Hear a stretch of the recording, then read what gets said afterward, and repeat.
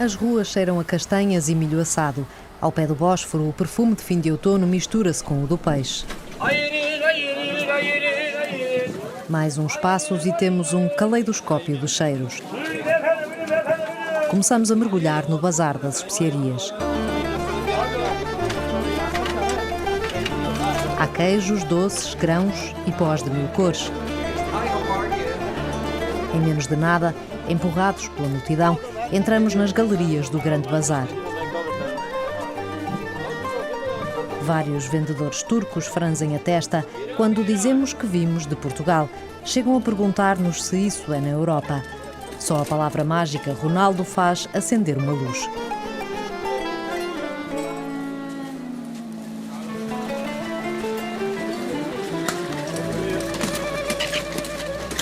O mesmo acontece com boa parte dos que procuram refúgio na Turquia. Para muitos, a primeira vez que ouvem falar de Portugal é no gabinete do Alto Comissariado das Nações Unidas para os Refugiados, quando lhes propõem que sejam reinstalados no outro canto da Europa.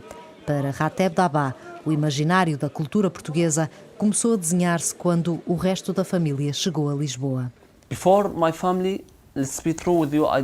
Antes da minha família ir, vou ser sincero, não sabia nada sobre Portugal. Mas quando chegaram, encontraram pessoas fantásticas lá. Ninguém os trata como refugiados, mas como seres humanos normais. E não querem mais nada do que isso. Quase toda a família de Rateb trabalha no Meze, o restaurante sírio que abriu há alguns meses em Lisboa. Rateb está em Istambul e não os vê há 5 anos. Gosto de bacalhau. Ela gosta de bacalhau, eu não. Sentado na sala de casa, com a mulher e o filho, Rateb está de olhos colados no telemóvel, a ver o irmão e a mãe na reportagem da Renascença sobre o restaurante. They seems very happy. Está na Turquia há 3 anos. Foi o primeiro da família a sair de Damasco em 2012, quando completou 18 anos. O resto da família saiu alguns meses depois, quando um bombardeamento lhes roubou a casa. Fugiram para o Egito e 3 anos depois foram reinstalados em Portugal. Quando vimos uma pequena luz daquele lado, de Portugal, quando a minha família lá chegou, começámos a pensar nisso todos os dias. Quando é que saímos daqui e vamos para Portugal? Sonhamos com isso neste momento. Ao lado de Rateb está sentada uma jovem mulher de longos caracóis cor de mel. Dania está ansiosa por sair da Turquia. Desde que um país me respeite, que me trate como um ser humano, que trate o meu filho como uma pessoa com direitos e que eu saiba que ele terá um bom futuro, que eu possa alcançar os sonhos que não consegui alcançar no meu país, não tenho nenhum problema. Pelo contrário, gostaria de ir para lá, mesmo que não tivesse familiares lá. Estão ambos à espera de saber se podem ser reinstalados em Portugal. Receberam em outubro uma primeira chamada do Acnur, o Alto Comissariado da ONU para os Refugiados, e tiveram depois uma entrevista presencial. Terá de acontecer uma segunda entrevista se o processo seguir em frente. Só os casos mais vulneráveis são selecionados. Menos de 1% dos refugiados que estão na Turquia. Não há garantias de que o caso de Rateb avance, nem que Portugal seja o seu destino. Não podem fazer mais nada a não ser aguardar a preciosa chamada enquanto tentam sobreviver em Istambul. Aqui não há poupança possível ao final do mês.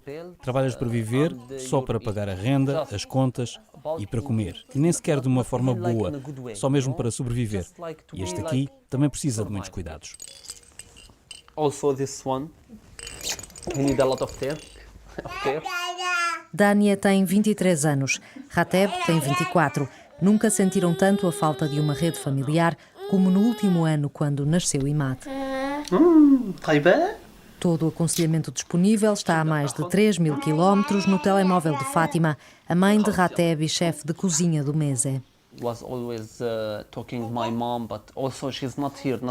Falei sempre com a minha mãe, mas ela também não está aqui. E falar ao telefone não é o mesmo que ter uma pessoa ao teu lado. Rateb trabalha 11 horas por dia numa loja de revenda de roupa. Dania fica em casa com Imad. My wife, she couldn't find any job because she don't speak the Turkish language. Ela não conseguiu encontrar trabalho porque não fala turco. Tem alguns problemas de comunicação com as pessoas daqui. Acha que eles não são muito abertos aos estranhos. O terreno acidentado em volta de casa também não ajuda. Dania sofre de uma deformidade da tíbia que a obrigou a fazer 5 cirurgias para poder voltar a andar. É um dos motivos para quererem sair da Turquia. A doença que ela tem nas pernas precisa de muitos cuidados médicos e aqui não os encontramos. Temos de ir para um sítio que possa tratar deste problema. O único vencimento que entra em casa são 2.000 liras turcas, cerca de 425 euros.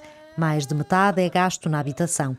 Qualquer extra exige uma antecipação rigorosa, seja para pagar radiografias ou roupa de inverno.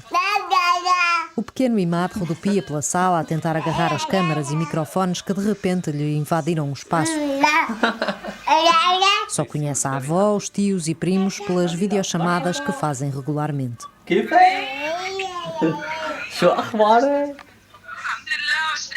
É a única forma de enganar a distância. Rateb não hesita quando lhe perguntamos do que sente mais falta na Síria. It's like being with my family, no? My father did in this war. Estar com a minha família. O meu pai morreu nesta guerra. Mataram-no. Não sabemos porquê até agora. Simplesmente levaram-no da nossa casa para outra casa e deram-lhe um tiro na nuca. Sinto falta de estar sentado com a minha família, com o meu pai, a minha mãe, os meus irmãos e as minhas irmãs. Se calhar não valorizávamos muito naquela altura, mas agora tenho muitas saudades disso.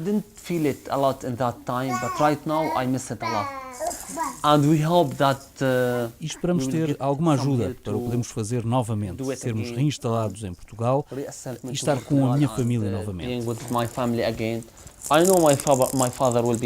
Sei que vai faltar o meu pai, mas pelo menos terei ainda a minha mãe, os meus irmãos e irmãs. É do que sinto mais falta da Síria.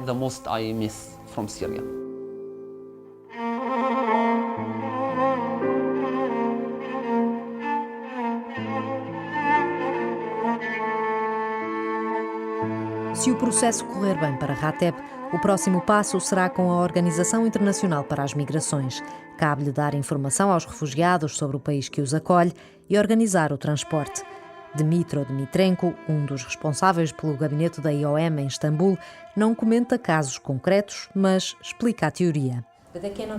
Eles não podem escolher para onde vão,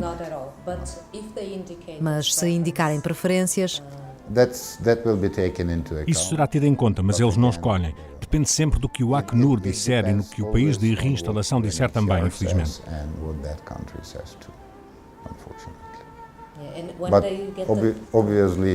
Mas claro que se houver uma razão válida, será sempre tida em conta. Por exemplo, se alguém disser tenho a minha mãe e toda a minha família em Portugal e estou na Turquia... Isso será obviamente tido em conta. Desde julho de 2015 até 15 de novembro deste ano, perto de 25.700 pessoas foram reinstaladas em países europeus a partir da Turquia, ao abrigo de 2 programas da União Europeia. Para Portugal vieram menos de 50 sírios nestas circunstâncias.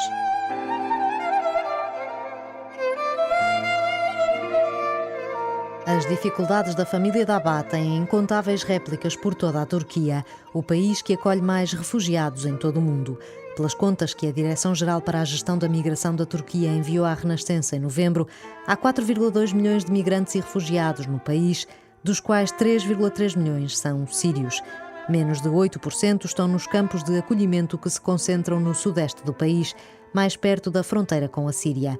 Hoje, 6 anos depois do início do conflito, a esmagadora maioria dos que fugiram vive entre a população turca, sobretudo nas áreas urbanas. Não podem obter o estatuto de refugiado, só acessível na Turquia a cidadãos com origem no continente europeu, e gozam antes de uma proteção temporária no país.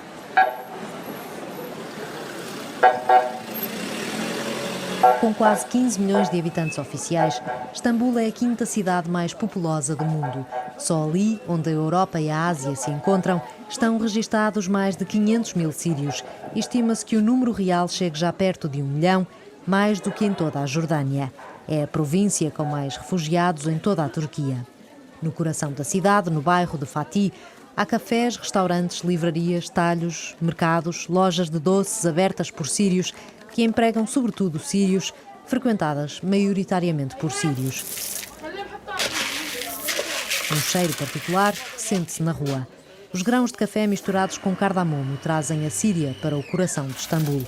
Alá era enfermeiro em Damasco, trabalhava com os capacetes brancos. Agora trabalha ali enquanto procura tratamento para o braço esquerdo. Foi ferido num bombardeamento enquanto resgatava civis. A situação que me fez sair da Síria foi que, no final, eu quase perdi o meu braço. Não podia ter um bom tratamento lá. Se não for operado, pode perder a sensibilidade do braço por completo. Os sírios gozam de proteção temporária e têm acesso aos serviços de saúde públicos, tal como os cidadãos turcos. Mas a língua, como em tantas outras áreas, é uma enorme barreira. Disseram-me que não era possível fazer uma cirurgia. Disseram-me isto num hospital, depois noutro, e da terceira vez levei um intérprete comigo. Disse ao médico para me dar uma razão válida para não poder ser operado. Ele perguntou-me como tinha tanta certeza que no meu caso era possível operar. Disse-lhe que era enfermeiro e levaram-me para as urgências para me testar, para perceber se eu era mesmo enfermeiro. Mostrei-lhe como cozer, como abrir a veia, colocar um catéter. Então ele disse que a minha cirurgia era demasiado cara aqui, por isso não podiam fazê-la num hospital público. Começou então a tentar arranjar forma de ir para a Europa. Tentei procurar o gabinete de asilo, mas não consegui. E depois começaram a manipular-me, a dizer-me que podiam ajudar-me a ir desde que eu pagasse. Alá está convencido de que só pode ter acesso aos programas da ONU se pagar. Não é caso único, lamenta Dmitro Dmitrenko, da Organização Internacional para as Migrações de Istambul. Apesar de não estarem ligados a nenhuma agência da ONU, fingem estar, sobretudo nas redes sociais. Dizem, és sírio, queres ir para Portugal ou para a Alemanha, pagas-me 5.000 euros e eu trato disso. E algumas pessoas pagam. Estamos a tentar fazer o que podemos para alertar os refugiados que todos os serviços são gratuitos. Mas nem todos os refugiados estão na Turquia de olhos postos na Europa.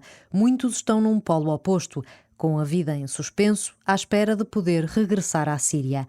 Há mesmo quem abdique de estar perto da família mais próxima para não correr o risco de não voltar.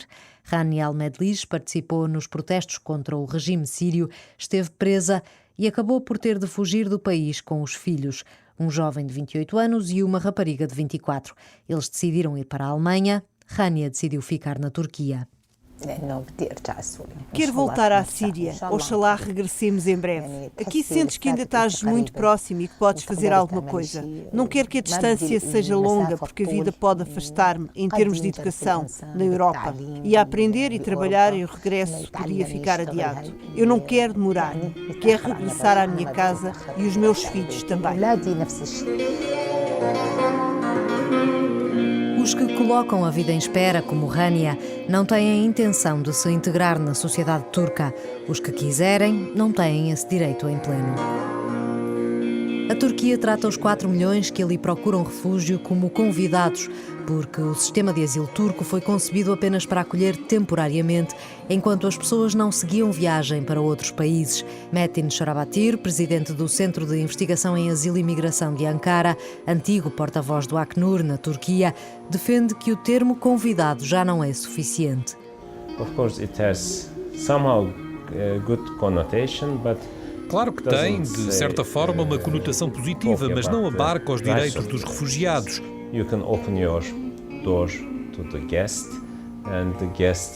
Se abrirmos a porta a um convidado, ele deve aceitar o que quer que o anfitrião ofereça. Ser convidado deveria ser apenas por um período de tempo limitado.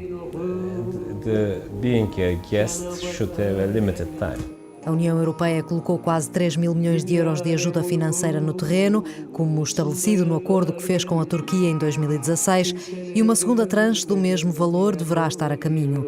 Metin Sharabatir defende que agora é tempo de os dois lados se juntarem novamente e redefinirem soluções que permitam aos refugiados não apenas sobreviver na Turquia, mas perspectivar um futuro no país.